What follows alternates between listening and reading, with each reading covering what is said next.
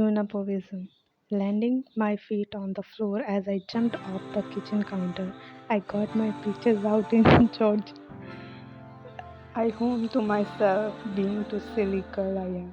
Just then I heard the sound of the shoes clanking with the floor, hinting the arrival of Mr. Iceberg. Oh, he's ready, I said to myself. I started arranging the breakfast on the dining table. Why did my parent have to get me married to Mr. Iceberg? He is always cold and silent. He had not even picked my cheek after our wedding day. Let's say that, but not completely stranger because I cook for both of us, do the household work while chatting with the maid sometime, and he also respect me. We had to get married because of our parent, and yet it was a lifetime contract, which means that there was no turning back, and my life is with him.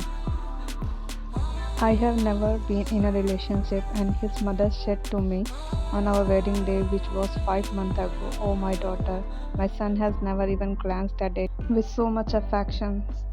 My thoughts were cut off as I felt someone sitting across the table. Raising my head, I looked at Mr. Iceberg glancing at the table, and then I looked to his side to see my baby.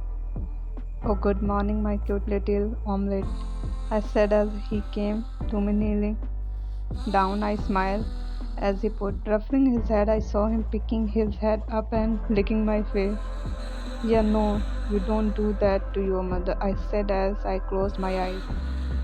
I heard Mr. Iceberg call my baby's name, and John left me and went to his papa. I almost forgot that he was here. Should I stopped when I hear Mr. Iceberg female dog barking. She's the same breed as John. Her name is G. Yeah, G is his dog. Throwback. "You may now kiss the bride," the priest said, and I slightly widened my eyes. Is this where we both are going to lose our first kisses? Before I could process anything, Jungkook picked my chest and pulled away. He slowly put an arm around my waist like his mother told, and he smiled slightly at the people, which seemed more. I heard someone say while I was thinking about the wedding day casually. I heard voice again. The voice sound like honey. Does honey have a sound? Madam Yuna, the voice again said. What is the? I trailed off my thought as I looked at G, who was licking my face, and then I turned to see Mr. Iver looking at me with an eyebrow raised. Oh, he was calling me. Yes, Mr. Iver. No, I mean Jungkook, I said and smiled nervously while blinking my eyes because he did not speaking anything and just stared at my face. He raised an eyebrow again, and I looked at him, realizing the first we are supposed to have together every morning. I will go wash my face and be back, I said and dashed to the kitchen sink. I sat on the dining table chair as I waited for Yuna to arrive. Yuna greeted her babies first and zoned out to the extent that she did not even realize that she was licking her face. And then what did she call me, Mr. Iceberg? She surely get punished one day for this. Wait, that sound pervert. Huffing, I waited until she came back after washing her face and wiping it a towel. She started after clearing her throat lightly. It's my first time cooking it, so shrug it off in case it's bad. Maybe I will give you a chocolate if you say it tastes good, she murmured under her breath, thinking that I would not be able to hear, but I did, and she served me my breakfast. I tasted the and it was good, not bad for the first time, I said blankly, and she smiled. Why I'm so good at cooking, she murmured to herself, and I flipped back her hair discreetly.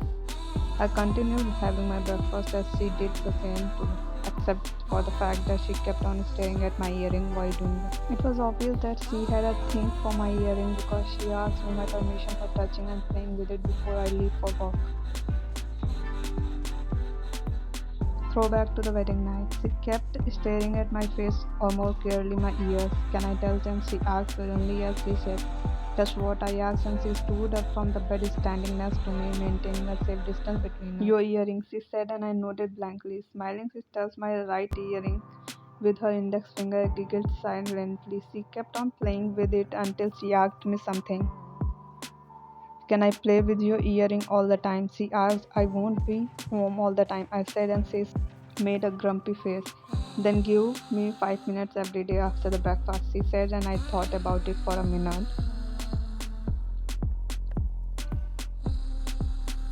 Okay, I said blankly, and then I remembered something that my mother said. I looked at her, who went back to sit on the bed. I have to remove you, I said, and she looked at me for a few seconds and then nodded. With my mouth, I added, It's a traditional. I told what my mother told me. She made a face and I signed. I cannot disobey my mother's word, so let me do it. I started, and she breathed out with a little pout and looked at her side, blinking. Exactly twice, fine, she said and signed. I knelt down in front of her with no expression on my face. Can you pull it up? I asked, but my voice was demanding. Tugging the hem, she pulled the frock up to her knees and stopped. Can you close your eyes? She asked. What if my mouth unknowingly touches some other places? I asked in a blunt voice, and she whined silently, and she pulled up the hem till her mid thighs, where the gut resting my hands on either side of her. Can you keep your feet on my thighs? It would be more easier that way, I said, and she nodded, raising her feet a little. Her kneecap hit my chin. Almost sorry, she said, and I nodded, taking her feet and keeping it on my thighs. I heard her giggling and I looked at her with an eyebrow raised. Sorry, the way you took my feet was ticklish. She said. I nodded again. Leaning my head, I felt her shiver when my lip accidentally touched her thighs. Sorry, I told, making her nod, and I was sure that she could feel my hot breath on her skin. Finally, when my mouth grasped the, I pulled it down until it was removed from her leg. Taking from my mouth to my hand, I placed it on the coffee. I looked back at her, who had her nose scrunched and eyebrow furrowed quickly. It's done, I told, and she opened her eyes and breathing out. Her voice snapped me out of my thought. What? I asked with my usual blank face. I finished my breakfast. Unni is coming to visit us today, she said and nodded. Should I be here? I asked, and she shook her head. She's coming for dinner, she said as she poured me a glass of water. It will be fine if you come home like the usual, she said, and I nodded again. My 5 minutes, she asked as I sipped the water in my glass, looking at her blankly. I nodded. She smiled a little and came near my chair, placing another chair near me. She said, like always, she started playing with my earring as I checked my phone for an important message. After my 5 minutes were over, he left for his work. I looked at my babies, who were lying on either side of the bed, and smiled. Breakfast time. I cheered and they barked. So this is my daily routine. No one can beat you in cooking, Jungkook's sister said as she tasted the tteokbokki you prepared. You smiled, a thin thread off on your cheek because of the compliment. You looked at Jeong, who was sitting in the dining room corner enjoying his meal. I will go check on Ji, you said and nodded. When you left the dining room, Jungkook's sister glanced at her brother, who was eating the dinner with a blank and cold expression like always. "Ya coconut head, why are you always so grumpy?" he asked, and Jungkook stared at her blankly. "You both have not even gone to your honeymoon. At least you cannot be cold to her like this," she said as she drank the water in the glass, glancing at the Jungkook an hour later. And then he wore the face as a necktie, said, and you laughed uncontrollably with your head on her lap. She laughed along with you as Jungkook said, "I can never get his sullen nose out of my face." She continued with a laugh, and you laughed along with her again. "Only you have you realized that Jungkook has a coconut head?" you asked, and she blankly stared at you for a few seconds and laughed so hard at to the point that your head fell on the couch from her lap, and she fell on the floor with tears rolling out of her eyes. She sat up on the floor with crossed legs, and you sat straight on the couch. That's when notice her brother standing behind you. Her expression changed and she bit her lower lips nervously. What happened, Annie? You asked while noticing the changes of expression on her face. She gestured her eyes toward your back and your mouth slightly parted. Is he there? You asked nervously while glumping as the color on your face ran out.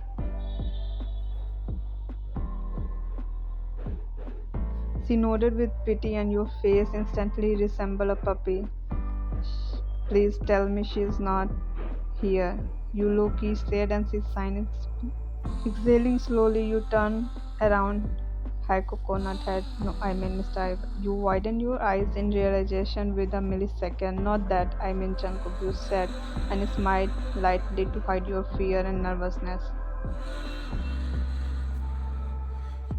It's getting late, I should go, said, and she picked her purse from the couch and started walking away. She looked at you, who was giving her please save me look, and she gave you I'm sorry look and pouted sadly while walking away. Gathering up all the courage you have been saving since your 23 year of a life, you faced Jungkook with a smile. Without saying anything, Jungkook started walking upstairs. You breathed out and started walking upstairs too. Reaching your bedroom, you went to take a shower since already did. Wearing your pajamas, you did your night routine and went back inside the bedroom to see Jungkook. You exclaimed, turn around while covering your eyes with both your palm. What happened? You are not wearing your shirt. You said, and he slowly wore his shirt. It felt uncomfortable. He said simply, I wore it, turn around. He said, and you turned around, peeking through one of your eyes, seeing that he was wearing his shirt. You removed your hand completely and went to your side of bed. Laid himself on the other side, a safe distance between you and him, like always. I only saw his back. Does he have abs though? You thought to yourself, bad, you know. Why are you being a pervert? You scolded yourself and decided to sleep. Time skipped to 6 a.m. I felt someone shaking me and a wine. Let me sleep. It's getting late. Now get up. I hear Mr. Iceberg voice. Slowly rubbing my eyes, I got up and sat on the bed. I finally opened my eyes completely to see Jungkook standing beside my side of the bed. Why did you enter my territory? I asked. Come with me, he said. We reached the garden and I saw Jeong with Ji lying near him. My face turned to into shock when as soon as I saw Ji, she. Wait, it could be some other dog. He cut me off again. As long as I know, Ji has not left the house for months and Jeong is the only dog here. Hey, come on, I said. He's going to have puppies. Think that way, I said with a smile and to convince him. He signed and went back inside. I looked back to my babies with a happy and proud smile. My babies are going to have babies, I exclaimed and jumped around. Time skipped to afternoon. I was chopping the vegetable to prepare lunch for myself as usual. When I was about to turn the stove, I felt two arms wrap around me from behind. What the hell? I exclaimed in shock and my eyes widened. Hi, baby. And thank you for watching. And please don't forget to subscribe my channel. Thank you.